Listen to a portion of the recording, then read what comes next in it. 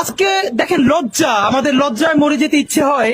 এই যে পাশে ঢাকা বিশ্ববিদ্যালয়, বাংলাদেশের ঢাকায় আপনি দেখবেন যে কোনো ঘটনা প্রমাণিত হওয়ার আগেই বাংলাদেশের কোনো মন্দিরে বা আমাদের মাইনরিটির কোনো কোথাও যদি ষড়যন্ত্রকারীর একটা টোকাও দেয়, সেটার প্রমাণ হবার আগেই 133 জন বুদ্ধিজীবী যুগলবন্দি কলাম লিখে ছেপে দেন।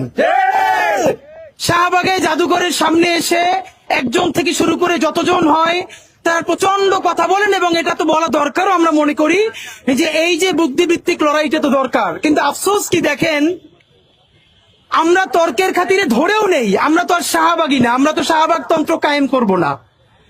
আমার যে খুনি সেও যদি বিকারগ্রস্ত হয়, আমি বলতে চাই যে এটা আদালতকেই প্রমাণ করতে হবে যে সে বিকারগ্রস্ত, তার উপরে তার বিচার করতে হবে।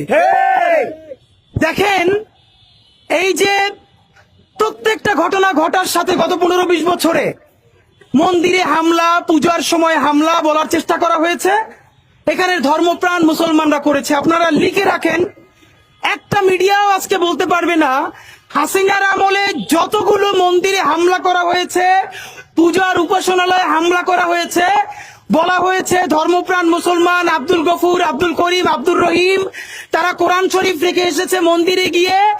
পরবর্তী একটা তদন্ত কমিটিও এইটাকে সত্য বলে প্রমাণ করতে পারে না এবং করেও নাই। এবং এই যে সর্বশেষ পার্বত্য চট্টগ্রামে আমরা দেখলাম, যেখানে এই যে ধর্ষণের কথা বলে বাংলাদেশে পুরো মানে কি অদ্ভুত ব্যাপার, পার্বত্য চট্টগ্রামে একটা পাতা খসে পড়ার আগেই শাহবাগে এসে বলা শুরু হয়ে যাবে সেখান থেকে সেনাদেরকে সরাইতে হবে। কেন? পার্বত্য চট্টগ্রাম থেকে সেনাদেরকে সরাইলে তাহলে তোমাদের দাদাবাবু দিল্লির দিয়ে পার্বত্য চট্টগ্রাম দখল করাইতে সুবিধা হয়, এই জন্যই কি তোমরা বসে থাকো? একই অবস্থা দেখেন নর্থ সাউথ বিশ্ববিদ্যালয়ের মতো একটা জায়গায় একজন শিক্ষার্থী যেই অবমাননাটা করলো, আমি অবাক হই। আমরা মাঝে মধ্যে বলি যে আমাদের এখানে ধর্মপ্রাণ মুসলমান মাঝে মধ্যে অনেক কিছু বোঝে না, মাঝে মধ্যে তারা অনেক কঠিন ভাষায় কথা বলে ফেলে, কিন্তু আমি অবাক হই এইরকম জঘন্যতম কাজ করবার পর বাংলাদেশে আলেম সমাজের পক্ষ থেকে, ধর্মপ্রাণ মানুষদের পক্ষ থেকে যে রিয়াকশন হওয়ার কথা ছিল, তারা তার কিছুই করেন নাই, তারা সংযমের পরিচয় দিয়েছেন। এবং দেখেন ইনকিলাব মঞ্চের অবস্থাটা কি কঠিন। আমরা প্রত্যেকটা এইরকম বিপদে আগে আমাদের ধর্মপ্রাণ মুসলমানদের হাতে পায়ে ধরে বলি, ভাই প্লিজ, আলিফ ভাইকে যখন হত্যা করা হয়েছে প্লিজ বলেছি আল্লাহর ওয়াস্তে আপনারা সংযত থাকেন। এইরকম প্রত্যেকটা ঘটনায় বাংলাদেশের মুসলমানদেরকে আমরা সংযত থাকতে বলি। আপনারা বলেন এইরকম সংযত থাকতে থাকতে কোন একদিন যে তার ধৈর্যের বাঁধ ভেঙে যাবে না, তার নিশ্চয়তা কে দিবে?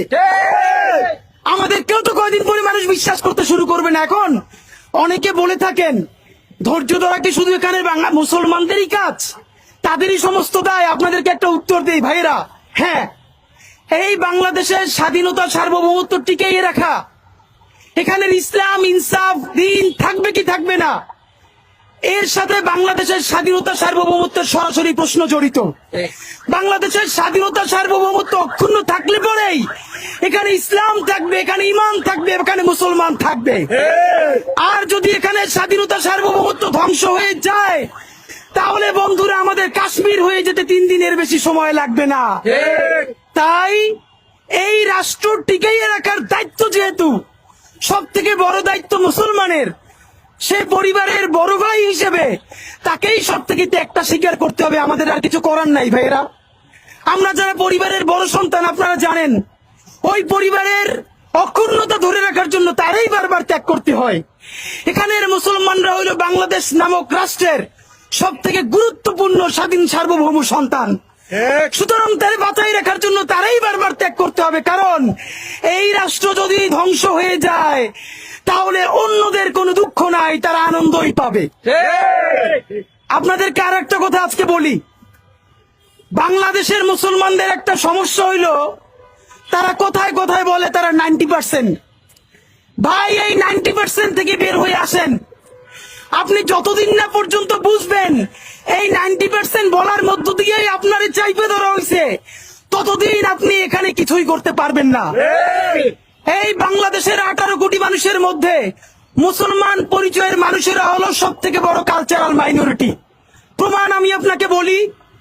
তার বড় প্রমাণ হইল, কোন মন্দিরে যদি সামান্য হামলা তো দূরের কথা, কোন ষড়যন্ত্র হয়, তাহলে বাংলাদেশের বিশ্ববিদ্যালয়ের শিক্ষক, এনজিওবাদী থেকে শুরু করে সবাই সেটার পক্ষে মুহূর্তেই রাস্তায় নামতে পারেন। কিন্তু মুসলমানের নিজের জীবনের থেকেও পবিত্র কোরআনে কারিমকে যদি লাথি মেরে নষ্ট করা হয়, তাহলে তার পক্ষে বলা তো দূরের কথা, তার ব্যাপারে একটা সামান্য শব্দের প্রতিবাদ করাকেও তারা সাম্প্রদায়িকতা মনে করেন।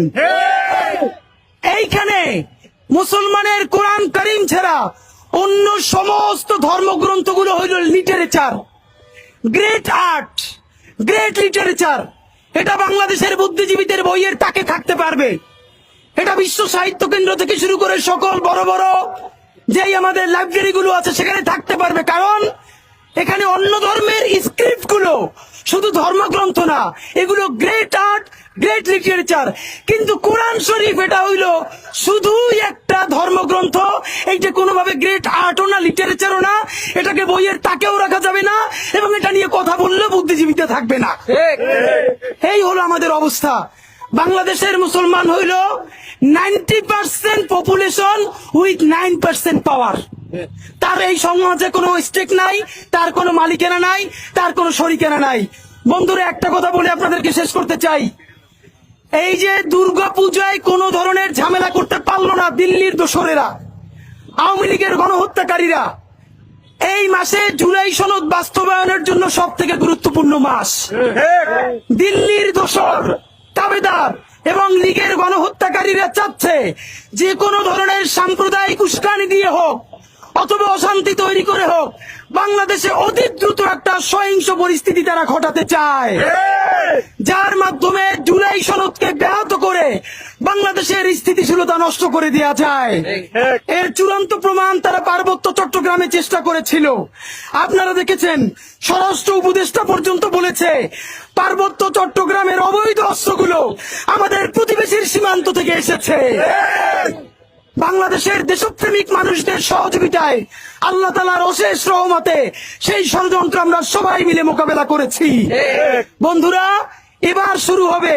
আজকে দেখবেন কেউ কোরআন শরীফ পায়ে মারাচ্ছে, কালকে দেখবেন কোরআন শরীফ পুড়িয়ে দিচ্ছে। এখন আমাদের একটা কথা, আমাদের এই লোক যদি অসুস্থই হয়, তাহলে আজকে যে কোরআন শরীফ পড়াইলো, আগামীকালকে যে সে আবার পড়াবে না বা পারাবে না, তার নিশ্চয়তা কি আপনি আমাকে বলেন? সে যদি অসুস্থ হয়, তাহলে সে হয়তো মানসিক হাসপাতালে থাকবে, পাগলাগারোতে থাকবে, অথবা সে ট্রিটমেন্টে থাকবে। কিন্তু আপনি তাকে প্রকাশ্য দিবালোকে ছেড়ে দিয়ে আপনি মানুষের কলিজে আঘাত করবেন, তারপরে আমরা যখন তার বিচার চাইবো তখন বলবেন যে অসুস্থ মানুষের সাথে এটা হয় না। তাহলে আপনি আসলে কি চান? পরিষ্কার করে বলেন। বন্ধুরা, আমরা অত্যন্ত একটা ব্যাপারে আতঙ্কিত এবং আশঙ্কা প্রকাশ করছি। এটা না হোক, আমরা আপনাদের কাছে দোয়া চাই। এমন ঘটতে পারে এই যে সে এই কাজটা করলো, আপনি দেখবেন এক সপ্তাহ, এক মাস বা কোনো একটা সময় দেশি অথবা বিদেশি কোনো এজেন্সি তাকে হত্যা করতে পারে। হত্যা করার পর 1 মিনিটের মধ্যে ঢাকার 133 জন বুদ্ধিজীবী ন্যারেটিভ সেট করে ফেলবে যে যেই ইসলামপন্থীরা বলেছিল তাকে হত্যা করতে হবে কোরআন পাড়ানোর দায়ে, তারাই তাকে হত্যা করেছে। সুতরাং বাংলাদেশের ইসলামিস্টরা, মুসলমানরা একজন হিন্দুকে হত্যা করেছে। এখন বাংলাদেশের হিন্দুদেরকে বাঁচানোর জন্য অবশ্যই ভারতকে এখানে ইন্টারভিন করতে হবে। এই পরিস্থিতি তারা তৈরি করতে চায়। আপনাদের মাধ্যমে বলতে চাই, কোরআন কারীম, ত্রিপিটক, বাইবেল, এই সমস্ত রিলিজিয়াস স্ক্রিপ্ট বাংলাদেশের প্রত্যেকটা ধর্মপ্রাণ মানুষের কাছে অত্যন্ত সম্মানিত। আপনি দেখেন, এখানের আলেমরা মাঝে মধ্যে অতি কঠোর ভাষায় কথা বলেন, কিন্তু দেখবেন না কোনো মাহফিলে বা কোনো প্রোগ্রামে তারা অন্য কোনো ধর্মের ধর্মগ্রন্থকে আঘাত করেছে বা এরকম বাজে শব্দ চয়ন করেছে। যদি কেউ ভুলেও করে থাকে, আপামর মুসলমান দেশপ্রেমিক মানুষ তার বিরুদ্ধে সব থেকে বড় প্রতিবাদ জারি রাখে। আমি আমার হিন্দু ভাই বোনদেরকে আজকে একটা বিনীত অনুরোধ করতে চাই, বাংলাদেশে কোন মন্দিরে অথবা যত জায়গায় হামলা করার চেষ্টা করা হয়েছে, বাংলাদেশের মুসলমানরা দিনে রাতে মন্দির পাহারা দিয়ে নিরাপত্তা নিশ্চিত করেছে। আমি আমার হিন্দু ভাই বোনদেরকে বলতে চাই, বন্ধুরা, এই যে কোরআন অবমাননা করা হলো, এর প্রতিবাদ করার একমাত্র দায়িত্ব কি মুসলমানের নাকি আমার হিন্দু ভাই বোনেরও?